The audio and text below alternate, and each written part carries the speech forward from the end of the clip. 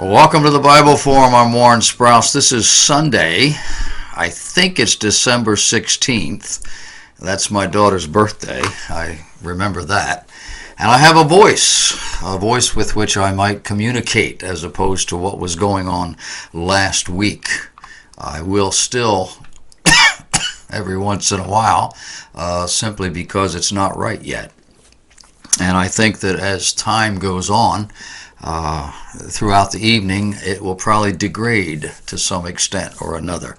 I have tried not to talk much this week. I've told you before, I sing in a choir, I lead singing in a church. I haven't done any of that, but I can tell that, it's not stable yet. But we've got a lot of things. I like to say stuff.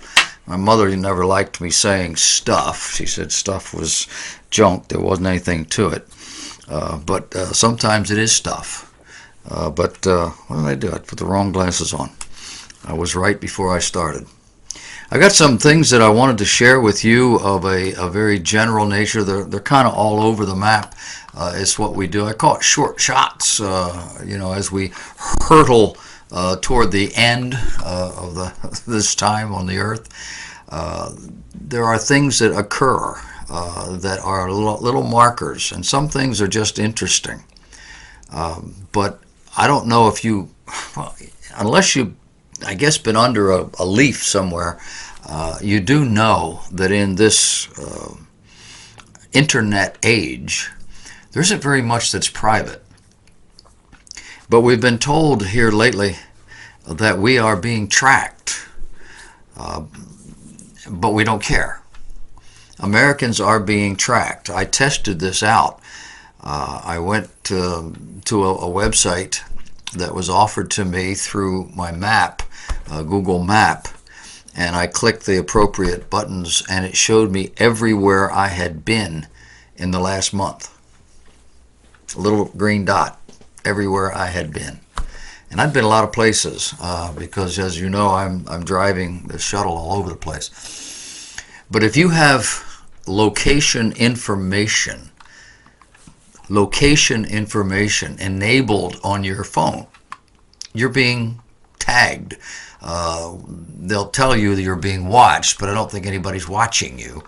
But they do have access. You commit a crime, they'll tell you whether you were on that corner at that time on that particular day.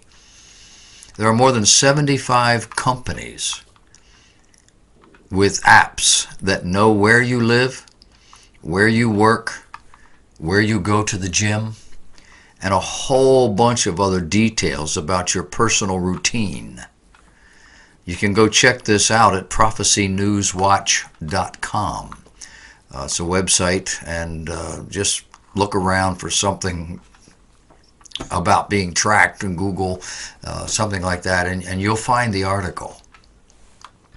According to the report by the New York Times, these apps are updating your location 14,000 times a day. And they pinpoint where you are within a few yards. Now, the government has a satellite system that will pinpoint you within a few inches. But the non-government satellites are not allowed to do that.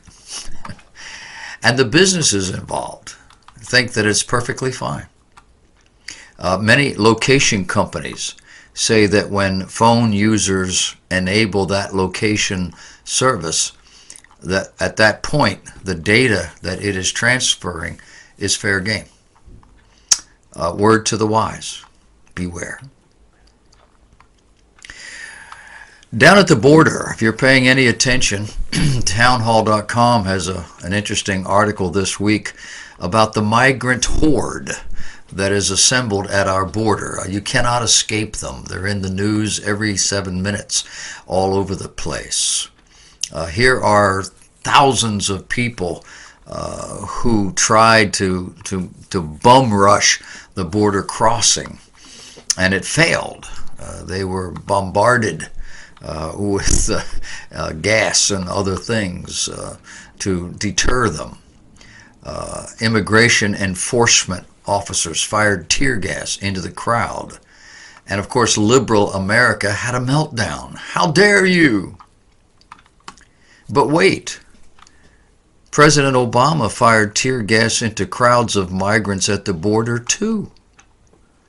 So what's the difference? Well, apparently history didn't begin until Trump got elected. With the Trump administration keeping these people out as promised, some of them are returning home, but a lot have remained. The mayor at Tijuana, where they have congregated for the most part, has said that the caravan leader should be arrested and that the city will no longer pay to shelter the many migrants that have invaded the city. So it seems even Mexicans don't want these people in their country. Many of these people are from Honduras and other places. And now the migrants have banded together in some form or other saying that they're willing to go home if the United States will pay them $50,000 each. That's what Newsweek's reporting. Hamas, on the other side of the planet, says that a man by the name of I can't pronounce it, carried out the shooting attack recently down there that ended up killing some people, a pregnant woman, and he himself was shot down, but he's being hailed as a heroic martyr. All he did was shoot a pregnant woman, resulting in the death of her baby. He's a hero of the faith. You do know that Islam's not a faith, right? It's a works righteousness system. It's not faith. You got to do stuff. Apparently you got to kill people. People who don't believe what you believe, preferably Jews.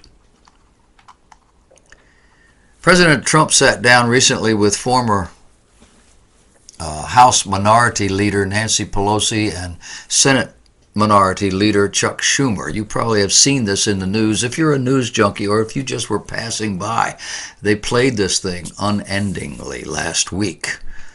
It was one of those fascinating things where the president did not dismiss the press from the room before he entered into a debate with these two people over the border. They kind of had a little hissy fit over that. You could tell they were very uncomfortable. Mr. President, the press is supposed to leave. No, I want them here. As I watched the event, I found it interesting that the president talked directly to them. He looked at them and he talked to them. But each time these people talked, they looked at the press. And the Senate Minority Leader actually had to turn around to see them. They were behind him. Nancy Pelosi was gesturing their way constantly, talking to them as if the president wasn't even in the room. Do you get the picture? French President Macron tried the progressive socialism that these Democrats and others want to put in force here. He tried them on the French. It's been several years. It didn't go down well. You do know these folks are still in the streets. I think they're into their 7th or 8th week of taking to the streets every day, demanding that he, the president, either change his policies or go away. I say, vive la France. Oh, it appears they won't go away. That from theblaze.com. And as an aside, I've told you before, but you do know that Americans own more guns than all the armies of the world combined. That's why we don't have stuff like that here. Largely. That and a way of our life, our way of life. But look for that to change. Do you know the difference between a crime and a sin? Harvard Law professor Alan Dershowitz issued a stark warning in the last few weeks about special counsel Robert Mueller's investigation. This was following several major developments in this controversial process centered around Michael Cohen, the former personal lawyer to President Donald Trump. What did Dershowitz say?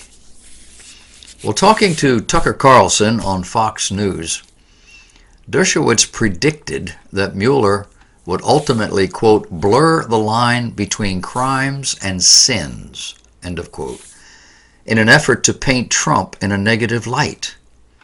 And he offered a reason. He said it's because Trump has not committed a crime. It's only if Mueller's team stretches vague laws will they potentially secure criminal prosecution. He said, I don't see a crime here anywhere. And that collusion itself is not a crime. Using information given by Russia to WikiLeaks would not be a crime unless the campaign participated with WikiLeaks in the hacking itself. We're talking about a president, before he was president, who had a lawyer, people call him the fixer, and there were a couple of women that he'd had a fling with, polite term, and he didn't want them to interrupt or interfere with his run-up to the presidency. And we're led to believe that he paid this man to make them go away. But little by little, the facts creep out, and it seems that the lawyer paid them out of his own pocket. And the president then reimbursed him. Before he was president, before he was even actually an official candidate, he was just running up to this. And it seems that lawyers have the responsibility to know the law. Clients don't have that responsibility. They hire lawyers because the lawyers have that responsibility and have that knowledge. And this lawyer should have told, at that time, Mr. Trump, that's unlawful. But now we're learning that it's not. It's just uncomfortable.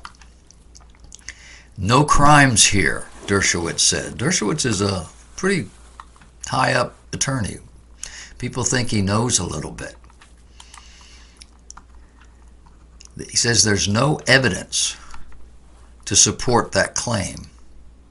And he said, so what I'm afraid is going to happen is this special counsel, whose job it is only to find crimes, not sins, will blur that line between crimes and sins and write a report designed to put the president in a bad light.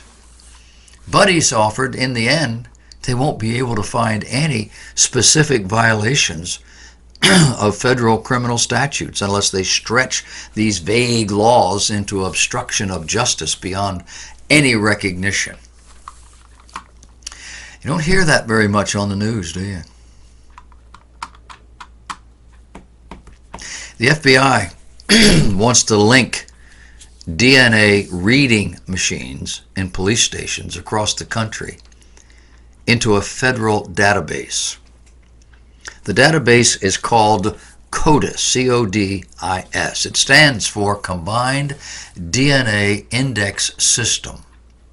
Through the system, a rapid DNA machine, about the size of a large desktop printer, can analyze DNA in about 2 hours. That, according to a report. Normally, the process can take days or weeks. Now, some local police departments and prosecutors have been using machines that help solve crimes, these particular machines, for about 5 years. But if this goes through, it would mark the first time the machines would be connected to the national database. And why do they want this?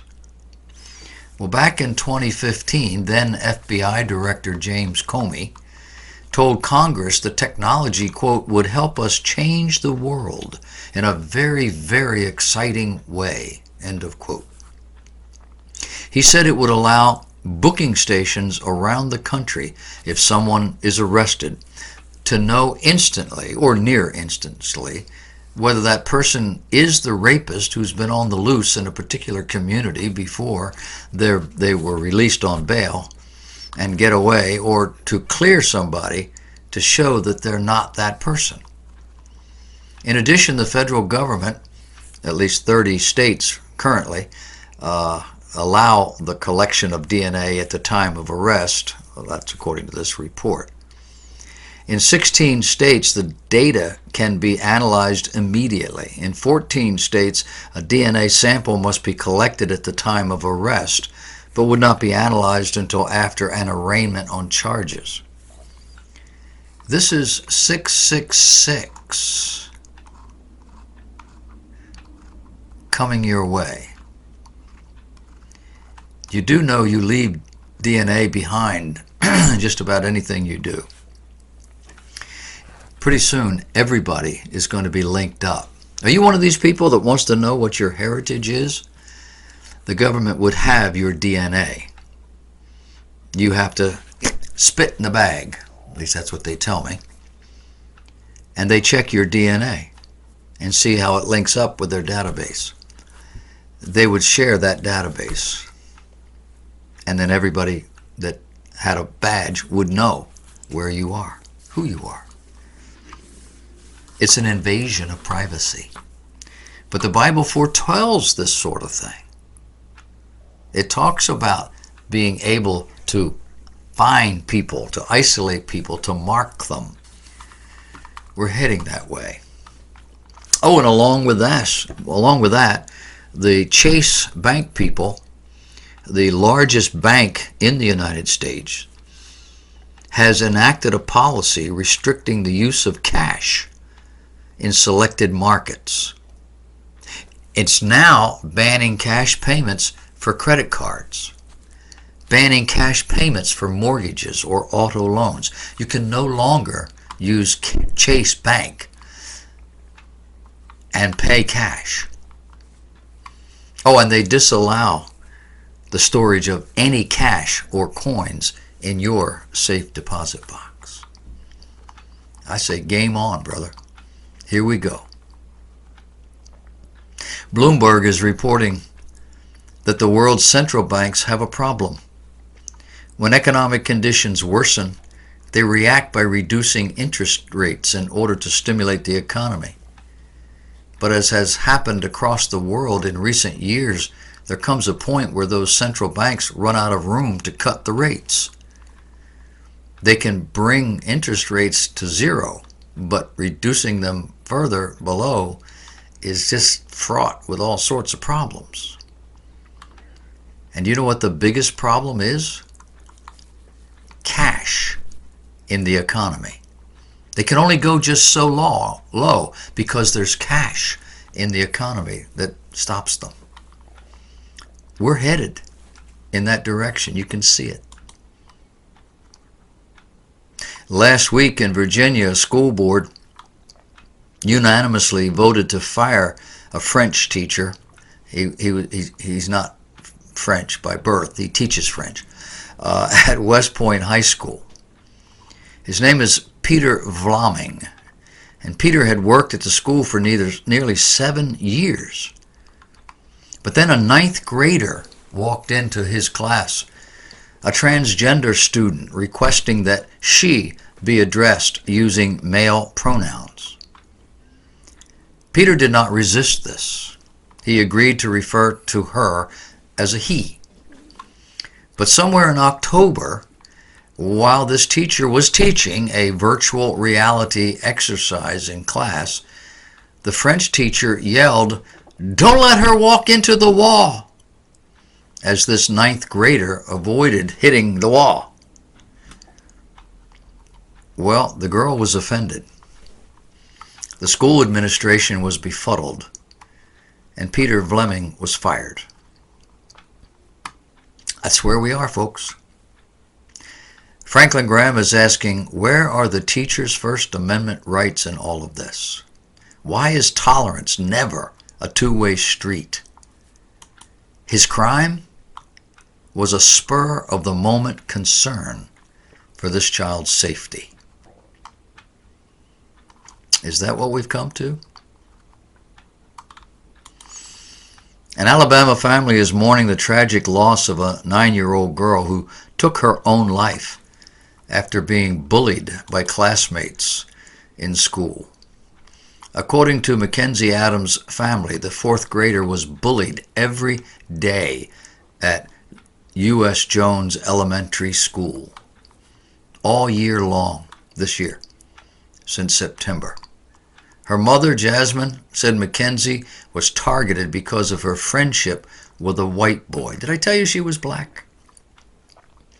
She was friends with a white boy whose family drove her to school in the morning. Now you can see it, can't you? Jasmine's skin was black, not white. She had no right to do this. Well, apparently some of the students thought that way. And the bullies would tell her, "Why are you riding with white people? You're black. You're ugly. You should just die." Now, there's not too many white children who say, "Why you riding with white people?" That's colloquial. And it's usually tied to black folks. Or to jive-talking people on the street, but not children. So I'm guessing that it was her own kind, no other way to say it. It were other students like her who didn't like what was going on. Mackenzie's aunt said her niece was being bullied the entire school year with words such as, "Kill yourself. You think you're white because you ride with that white boy. You're ugly. Just die." Who teaches children things like this? You know. ChristianHeadlines.com has an article this past week talking about feeling distress. Dr. Jack Drescher of Columbia University, a professor who works for the Center of Expertise on Gender Dysphoria, said most teenagers who transition into the opposite sex, I wish they wouldn't say sex, they need to say gender, will transition back by the time they reach 15 or 16 years of age.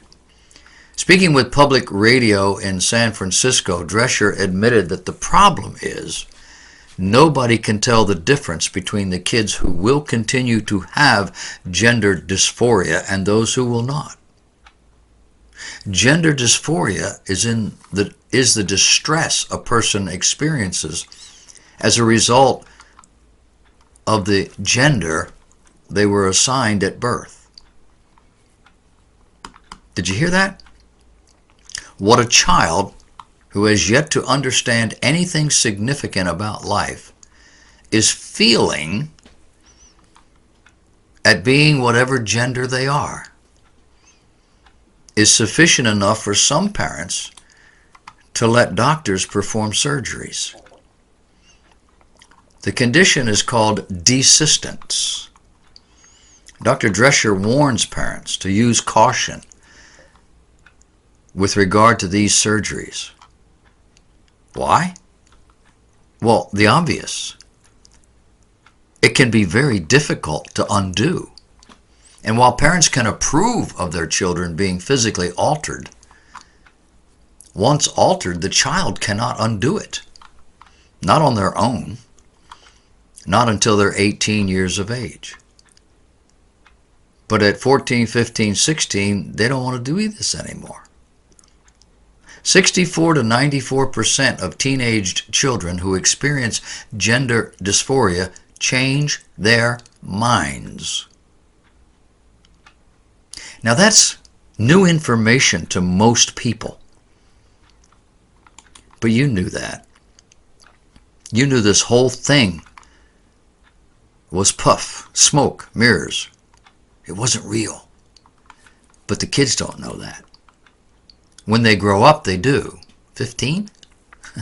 Parents are 30 and they don't know it.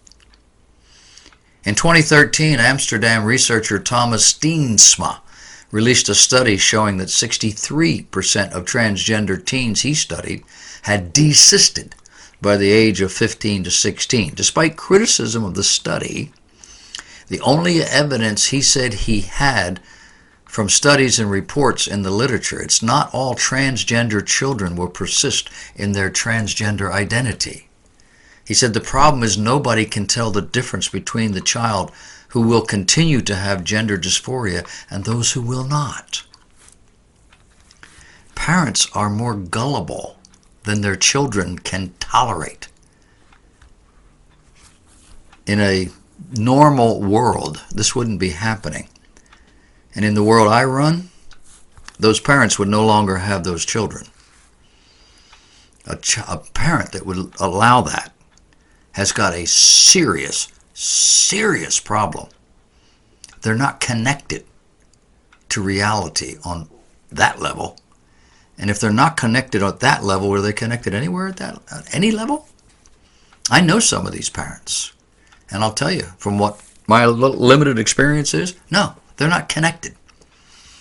It's really strange what parents today in Christian America are willing to do to their children.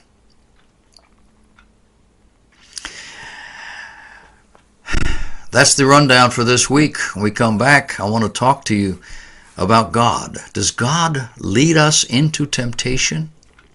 We pray, do not lead us into temptation. Is that because that's what he does? We'll look at it when we come back. Stay tuned.